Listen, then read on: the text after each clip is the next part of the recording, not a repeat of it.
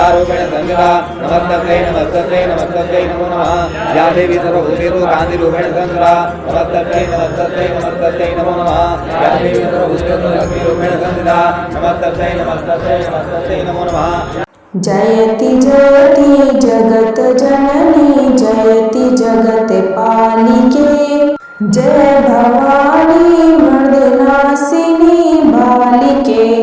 विघ्नहर्ता गणेश भगवान की जय, माँ संकटा की जय, जय माँ भवानी की। नमस्कार प्रिय भक्तगण, आज बुधवार के पावन दिन पर हम श्रवण करेंगे माता संकटा की बड़ी ही दुर्लभ कथा को। श्रवण करने से माता संकटा सभी पापों से मुक्ति देती है, निसंतान को संतान, निर्धनों को धनवान बना देती है, निर्बल को बलवान, स्त्रियों का सुहाग अखंड होता है, कुंवारी कन्याओं को मनवांछित वर की प्राप्ति होती है, रोगों से मुक्ति मिल जाती है। ऐसी है माँ संकटा की महिमा। यह स्वयं सत्य स्वरूप माँ भवानी है। इसकी कथा को बड़ी ही भक्ति भाव और श्रद्धा पूर्वक सुनना चाहिए। उसके सभी प्रकार के मनोकामना की पूर्ति होती है, उनका भाग्य बदल जाता है, घर में सुख समृद्धि बनी रहती है।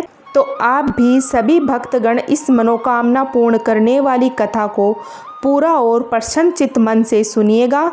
इससे पहले कि हम कथा को शुरू करें, यदि आपने हमारे चैनल को सब्सक्राइब नहीं किया है तो कृपया हमारे चैनल को सब्सक्राइब कर लें। तो आइए शुरू करते हैं माँ संकटा की कथा। एक बुढ़िया थी। उस बुढ़िया का एक बेटा था जिसका नाम था रामनाथ। रामनाथ धन कमाने के लिए परदेश चला गया था। बुढ़िया अपने पुत्र को विदेश जाने के बाद बहुत चिंतित और दुखी रहने लगी, क्योंकि बहू उसे प्राय नित्य खरी खोटी सुनाया करती थी। इसीलिए बुढ़िया प्रतिदिन चिंतित और उदास रहती थी और घर के बाहर स्थित कुएं पर बैठकर रोया करती थी।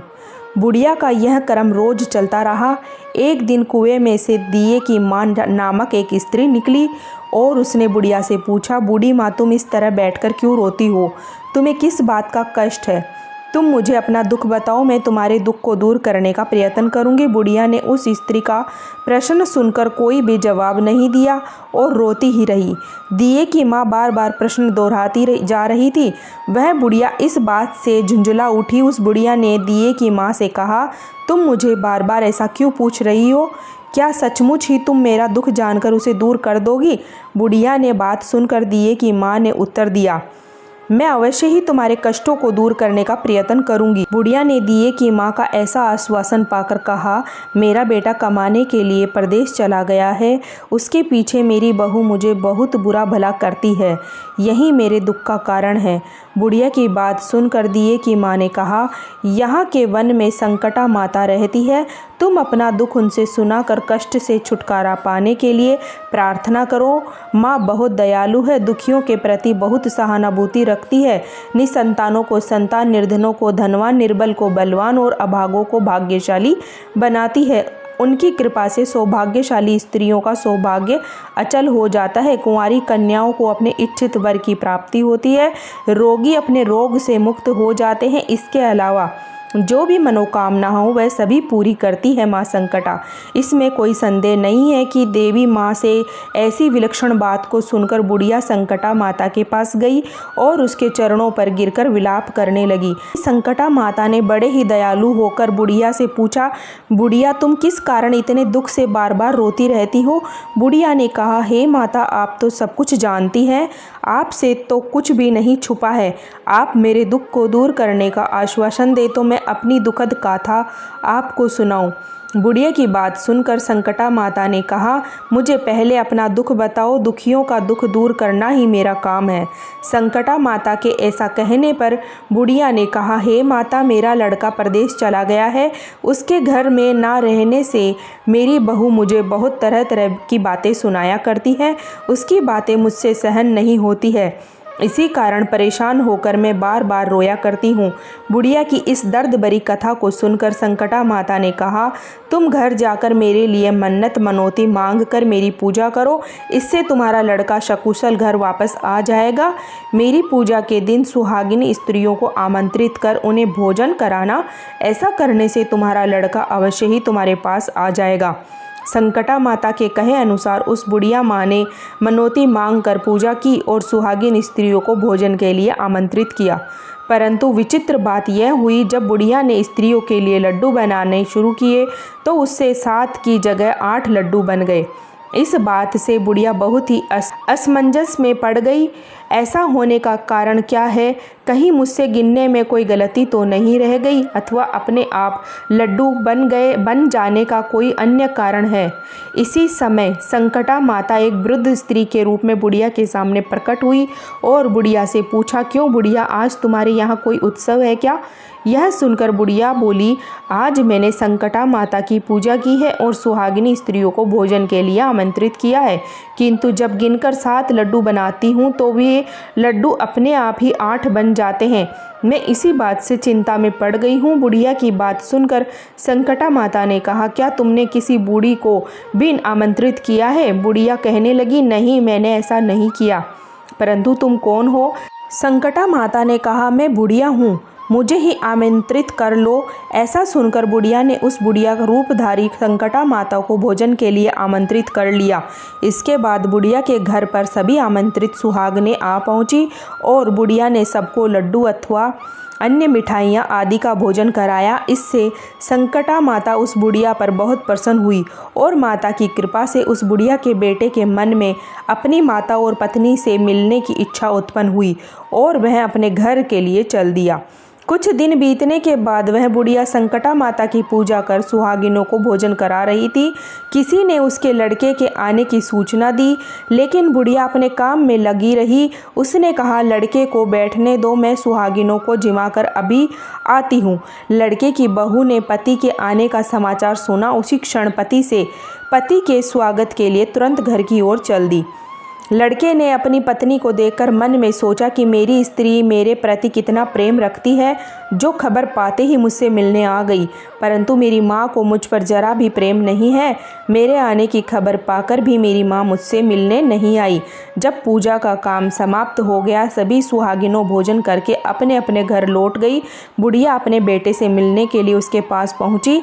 माँ के आने पर लड़के ने पूछा, माँ अब तक कहाँ थी? माँ ने कहा, बेटा, मैंने तुम्हारी कुशलता के लिए संकटा माता से मनौती मांग रखी थी, उसी को पूरा करने के लिए सुहागिनें जिमा रही थी। संकटा माता की कृपा से उसका मन अपनी पत्नी से हट गया। उसने माँ से कहा, माँ, या तो मैं यहाँ रहूँगा या यह रहेगी। बुढ़िया ने कहा, बेटा, तुम्हें मैंने बड़ी कठिन तपस्या से पाया है, इसीलिए तुम्हें छोड़ नहीं सकती। इसीलिए चाहे बहू का त्याग भी करना पड़े, मैं कर सकती हूँ। अतः लड़के ने अपनी स्त्री को घर से निकाल दिया। घर से निकलकर बाहर आई तो बहुत दुखी मन में एक पीपल के पेड़ के नीचे बैठकर रोने लगी। एक राजा उधर से जा रहा था। उसे रोता देखकर राजा रुका और पूछा, तुम क्यों रो रही हो? तब उसने अपनी सारी व्यथा राजा को सुनाई।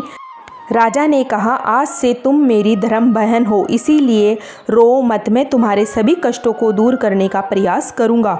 यह कहकर राजा उस स्त्री को अपने महल में लेकर आ गया। महल जाकर राजा ने रानी को सारी कथा सुनाई और रानी को कहा, देखो, आज से मेरी यह धर्म बहन है, इसी महल में रहेगी और इसको किसी भी प्रकार का कष्ट नहीं होना चाहिए। राजा के यहाँ पहुँचकर कुछ दिन बाद धर्म से प्रेरित होकर रामनाथ की स्त्री ने भी संकटा माता का व्रत आरंभ कर दिया और संकटा माता के निमित्त सुहागिनों को भोजन कराने के लिए आमंत्रित किया।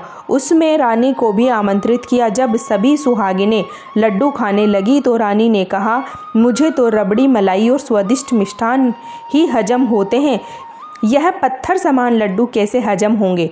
ऐसी अवहेलनापूर्ण बातें कहकर रानी ने लड्डू खाने से मना कर दिया। कुछ समय बाद संकटा माता की कृपा से रामनाथ अपनी पत्नी को खोजते हुए राजा के महल में आया। वहां आकर अपनी पत्नी को संकटा माता की पूजा करते देखा तो संकटा माता को हाथ जोड़कर प्रणाम किया और अपनी पत्नी से कहा, प्रिय, मेरे अपराध को क्षमा करो। पत्नी ने कहा, हे नाथ, यह सब प्रारब्ध से ही होता है, इसमें आपका कोई दोष नहीं है। आप मेरे ईश्वर स्वरूप हो, मेरे ही अपराध को क्षमा करें। यह कहकर दोनों ने विधि पूर्वक संकटा माता व्रत कथा सुनी, संकटा माता की पूजा की। पूजा को समाप्त कर सुहागिनों को जिमा कर दोनों पति पत्नी अपने घर की ओर प्रस्थान के लिए तैयार हुए। जाते समय रामनाथ की स्त्री ने राजा रानी से कहा, जब मुझ पर दुख पड़ा तो आप लोगों ने धर्म बहन बनाकर मुझे आश्रय दिया। यदि आपको किसी भी तरह की सहायता की आवश्यकता हो तो मेरी कुटिया में निसंकोच चले आना। ऐसा कहकर दोनों पति पत्नी अपने घर चल दिए। संकटा माता के प्रसाद का निरादर करने के कारण रानी पर भारी संकट पड़ा। रामनाथ की बहू के जाते ही उनका राजपाट नष्ट हो गया। ऐसी विपत्ति में पड़कर रानी ने राजा से कहा, न मालूम वह तुम्हारी धर्म बहन कैसी थी, उसके यहाँ से जाते ही सब कुछ नष्ट हो गया है। रानी ने राजा से कहा, जाते समय वह कह गई थी, जब मेरे पर संकट पड़ा तब मैं तुम्हारे यहाँ आई और कदाचित तुम्हारे ऊपर कोई भी कष्ट पड़े तो तुम मेरे घर चले आना। इसीलिए हम लोगों को उसके यहाँ ही चलना चाहिए। ऐसा विचार कर राजा रानी दोनों ही अपनी धर्म बहन के घर गए। वहां जाकर रानी ने कहा, बहन तुम्हारे जाते ही ऐसा क्या हो गया कि हमारी सारी संपत्ति नष्ट हो गई। हम लोग बहुत परेशानी में पड़ गए। रानी की बात सुनकर रामनाथ की स्त्री ने कहा, बहन मैं तो कुछ नहीं जानती, मेरे तो सब करता धरता संकटा माता है, इसके अतिरिक्त कोई दूसरा नहीं है। इसीलिए मेरी राय में तुम संकटा माता से अपनी भूलों के लिए क्षमा याचना करो। मान मनोती में तुम्हारा काम बन जाएगा, तुम्हारे सारे बिगड़े काम अपने आप सुधर जाएंगे। रामनाथ की स्त्री की बातें सुनकर रानी ने श्रद्धा भक्ति से संकटा माता का व्रत किया और सुहागिनों को जिमाकर अनजाने में हुई अपनी भूलों के लिए संकटा माता से बार बार क्षमा मांगी। रानी के ऐसे करते ही संकटा माता प्रसन्न हो गई और रात में रानी के स्वप्न में कहा कि तुम दोनों पति पत्नी अपने महल की ओर चले जाओ, वहां जाकर मेरी पूजा करना और मेरे निमित्त सुहागिनों को जिमाना। ऐसा करने से तुम्हारा गया हुआ राजपाट तुम्हें दोबारा वापस मिल जाएगा। सुबह होते ही रानी ने अपने स्वप्न की बात राजा को बताई। रानी की बात सुनते ही राजा उसी क्षण रानी को साथ लेकर अपने महल की ओर चल दिया। महल में आने के बाद राजा रानी ने संकटा माता के कहे अनुसार पूर्ण भक्ति भाव से माता संकटा की पूजा की और सुहागिनों को भोजन कराया। ऐसा करने से उनका बिगड़ा हुआ सारा समय सुधर गया और सारा राजपाट उन्हें वापस मिल गया और वह पहले की तरह राज्य को भोगने लगे। बोलो संकटा माता की जय।